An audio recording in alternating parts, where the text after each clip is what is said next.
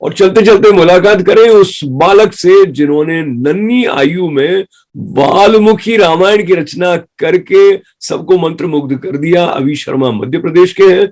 क्या कहा उन्होंने भारत के प्रधानमंत्री नरेंद्र मोदी जी से बातचीत में, आइए सुने। परम श्रद्धेय प्रधानमंत्री महोदय, मेरा चरण स्पर्श स्वीकार करें। नमस्कार। अभी आप लेखक भी हैं, व्याख्यान भी देते हैं, आपने बालमुखी रामायण भी लिखी है जी। इतना सारा काम आप कैसे कर पाते हैं? बचपन बचा है कि वो भी चला गया है? सर, ये सब भगवान श्री राम का आशीर्वाद है कि मैं इतना सब कर पा रहा हूँ, क्योंकि सर गीता में ही लिखा है 7वां अध्याय 8वां श्लोक की रसोहम पशु कौन्तेय प्रभास्मि शशि सूर्यो प्रणव सर्ववेदेषु शब्द खे पौरुषम रशु, यानी कि मनुष्य में जो सामर्थ्य है वह मैं हूँ। सो इसीलिए ही मैं मानता हूँ कि यह सब भगवान का ही आशीर्वाद है, और यह मेरे माता पिता, सारे परिजन और सारे चाहने वालों के आशीर्वाद की वजह से ही मैं कर्मठता से यह सारी चीजें कर पाता हूँ। अच्छा, ये बताइए अभी कि रामायण में के संबंध में लिखने का ख्याल आपको सबसे पहले कब और कैसे आया? सर, इसकी प्रेरणा स्रोत भी कहीं ना कहीं आप ही रहे हैं। लॉकडाउन 2020 में जब हम सभी लोग, खासकर हम बच्चे, पूरी तरीके से हताश हो गए थे, तब आपने टीवी पर रामायण प्रसारित करवाई, और जब मैंने रामायण देखी तो मैं रामायण से बहुत ज्यादा इंस्पायर हुआ, क्योंकि कहा जाता है knowledge is better caught not taught.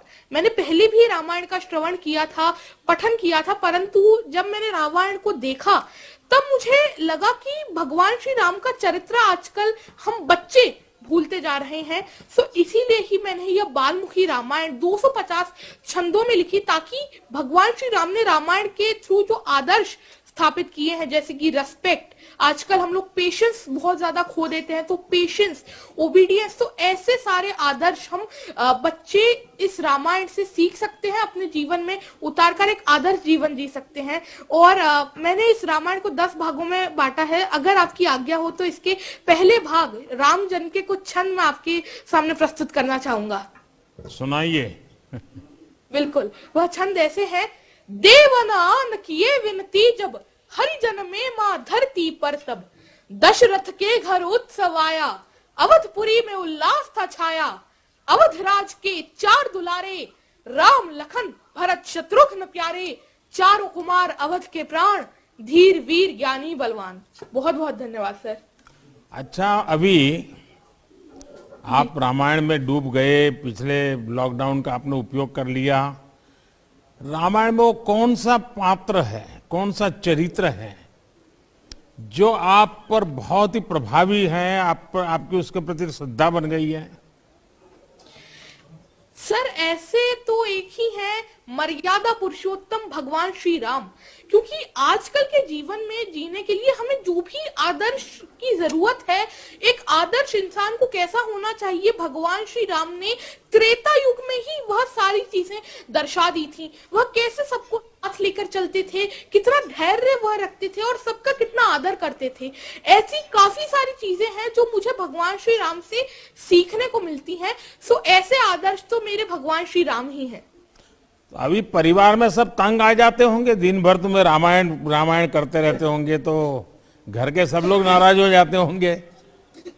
नहीं सर, सौभाग्य से मेरे माता पिता मुझे सबसे ज्यादा सपोर्ट करते हैं। बचपन से ही इन्हीं से मैंने रामायण, महाभारत, गीता, इन सब का चीज सुनी, और श्रीमद् भागवतम में 7वें अध्याय में 7वें कैंटो में लिखा है कि जब हम कोई भी आदत बचपन से ही डेवलप कर लेते हैं तो वह हमारे साथ जीवन भर रहती है।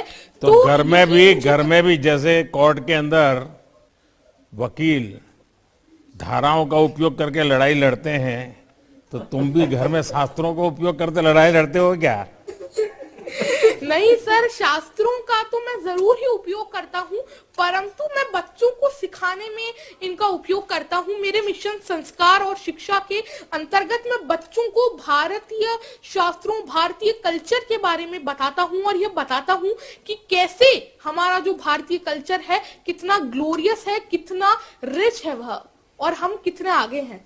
क्या अभी ये मध्य प्रदेश के पानी में ही कोई विशेषता है क्या, इस प्रकार के बच्चे तैयार होते हैं?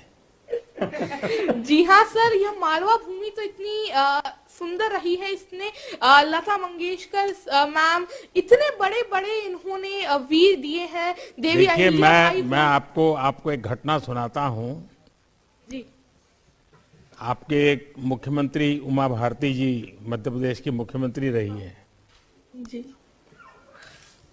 वो बहुत छोटी थी तब वो व्याख्यान करती थी।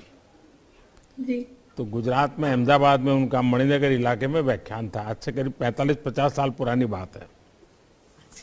अखबारों में बहुत चर्चा होती थी, तो हम भी सुनने के लिए चले गए। और मैं हैरान था, उतनी छोटी उम्र में जिस प्रकार से वो धारा प्रवाह वक्तव्य देती थी, जिस प्रकार से शास्त्रों का बहुत ही सटीक रूप में उल्लेख करती थी, संस्कृत बोल लेती थी, चौपाइयाँ गा लेती थी और अपनी बचपना की हरकतें भी करती थी मंच पे बैठे बैठे। मैं बहुत प्रभावित हुआ था। बहुत बहुत बहुत साल पहले की बात है, तब उनकी आयु बहुत छोटी थी। तो मुझे लगा कि शायद मध्य प्रदेश में ये कुछ ताकत ऐसी है कि सब इसी प्रकार के विद्वान लोग बचपन में ही तैयार हो जाते हैं। चलिए, आपके माताजी पिताजी को भी मैं प्रणाम करता हूँ, ताकि उन्होंने आपको संस्कारित किया, आपको एक नई ऊर्जा दी। और बहुत कम माँ बाप होते हैं जो इस प्रकार के काम में बच्चे को जाने दे, वरना रोक लेंगे। देखिए, आपकी उम्र और आपका काम इस बात को साबित करते हैं कि बड़े काम करने के लिए कोई उम्र छोटी नहीं होती है।